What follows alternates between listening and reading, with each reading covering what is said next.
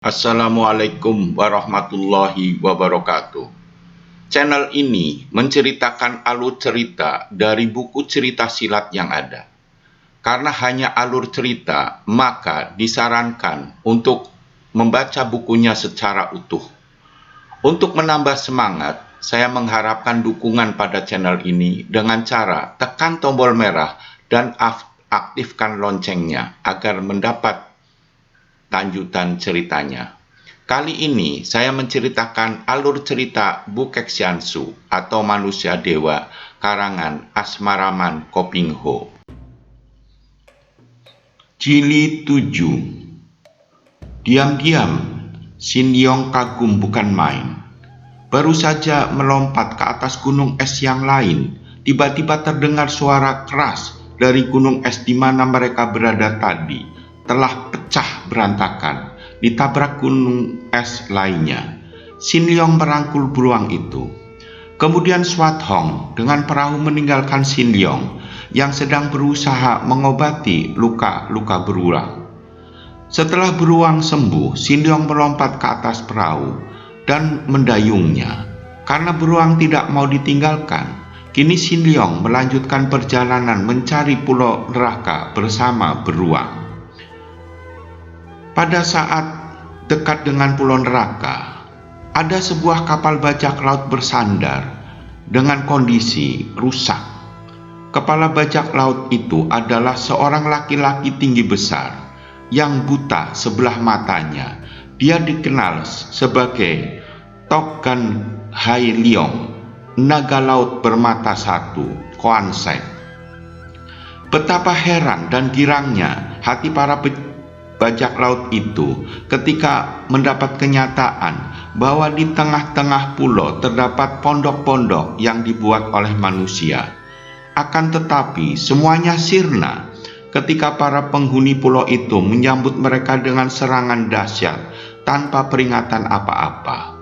Karena mereka adalah bajak laut yang sudah biasa berkelahi dan mengadu nyawa, maka serbuan para penghuni pulau neraka itu mereka sambut dengan gembira. Terjadilah perang tanding yang seru dan mati-matian. Tok Gan Hai Leong, Koan Sek, sendiri adalah seorang ahli bermain senjata ruyung yang ujungnya sebuah bola baja. Dia memiliki seorang pembantu, yaitu adik seperguruannya sendiri yang bernama Choa Liok Gu, seorang ahli pedang yang sangat lihai. Pada saat bajak laut menyerbu, Ao Kong Ek tidak dapat bangun dari tempat tidurnya. Dia dijaga dan dirawat oleh cucunya, Ao Xuan Chu. Betapa kaget ketika anak buahnya datang melapor bahwa pulau yang baru saja diamuk badai itu kini diserbu oleh pasukan bajak laut yang ganas dan rata-rata memiliki kepandaian tinggi. Xuan Chu menjadi marah, tubuhnya mencelat ke depan, pedangnya menyambar, dan dua orang bajak roboh dengan leher hampir putus. Melihat sepak terjang Xuan Chu yang kembali sudah merobohkan dua bajak laut lagi, Tok Gan Hai Leong, Koan Sek, dan Choa Liok Yu dibantu oleh beberapa orang bajak lain cepat mengepung dan mengeroyoknya. Mereka berdua lalu melempar senjata rahasia sirip ikan.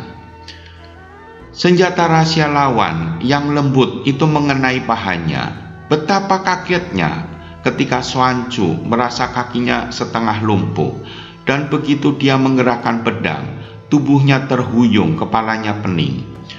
Darah ini tidak tahu bahwa lawannya menggunakan anggi, senjata gelap, dari sirip ikan laut yang berbisa. Bisa dari ikan laut itu tentu saja tidak dapat disamakan dengan bisa dari binatang darat. Maka bisa yang asing ini tidak dapat ditolak oleh obat anti racun yang dipakainya.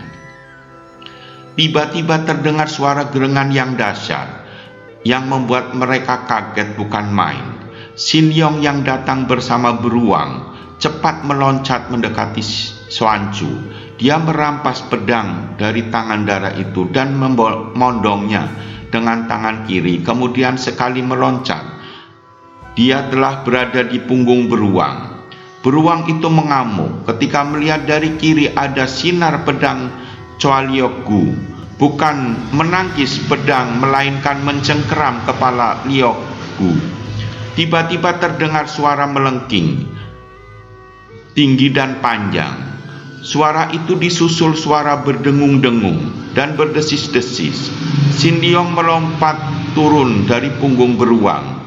Kini beruang itu pun terkejut dan ketakutan, seolah-olah binatang raksasa itu sudah mengerti bahwa bahaya maut datang mengancamnya. Secepat kilat, kedua tangan Sin Leong menyambar Kuan Sek. Senjatanya telah dirampas dan dibuang, sedangkan tubuhnya sudah diangkat dan dipanggul seperti seorang anak kecil saja. Percuma dia meronta, karena Sin Leong sudah meloncat seperti terbang kembali ke lingkaran obat penolak yang ditaburkan Xuanzhu. Kuan Sek menggigil menyaksikan apa yang terjadi di luar lingkaran obat bubuk itu. Terdengar jerit dan pekik mengerikan. Orang-orang Pulau Neraka telah mundur dan menonton sambil tertawa-tawa.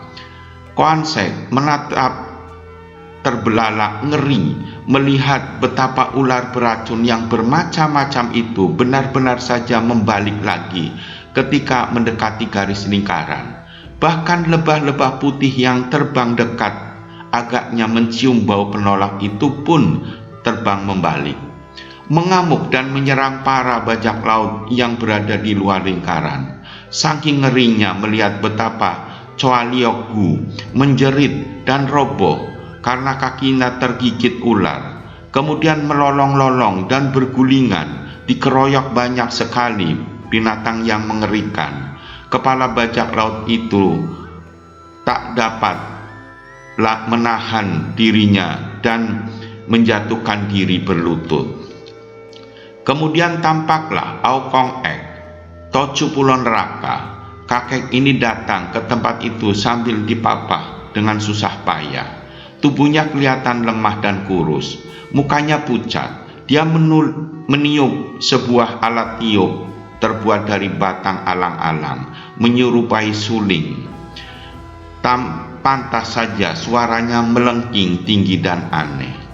Semua anak buah Togan Hailong Kuan Sek habis dimangsa binatang berbisa. Togan Hailong Kuan Sek akhirnya dibebaskan setelah memberi penawar racun untuk Xuanzhu. Atas permintaan Ao Kong Ek, Xuanzhu ikut merantau bersama Sin Leong untuk mencari ayahnya yang belum pernah dilihatnya. Maka berangkatlah Sin Leong dan Xuanzhu meninggalkan Pulau Neraka menggunakan perahu. Pusat perkumpulan Pajui Kaipang, perkumpulan pengemis tangan 8, berada di lereng pegunungan Henshan. Dari luar, tempat itu memang pantas disebut pusat perkumpulan pengemis, karena hanya merupakan tempat di daratan tinggi yang dikelilingi pagar bambu yang tingginya hampir 2 kali tinggi orang. Akan tetapi kalau menjenguk ke dalam, akan terheran-heran menyaksikan rumah yang pantas disebut sebuah istana kecil yang berdiri megah dan mewah sekali. Inilah tempat tinggal Pajui Kaiong. Pada suatu hari, seorang pengawal datang menghadap dan melapor bahwa Lusan Lojin, seorang tua dari Lusan, bersama putra-putrinya datang bertamu. Pajui Kaiong menyambut bahagia ketiga orang tamunya.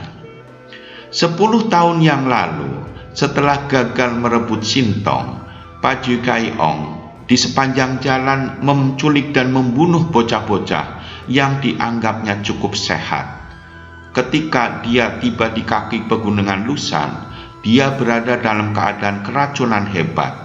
Hal ini terjadi karena dia terlampau banyak makan otak dan menghisap darah dari sumsum bocah yang dibunuh untuk menyempurnakan ilmunya.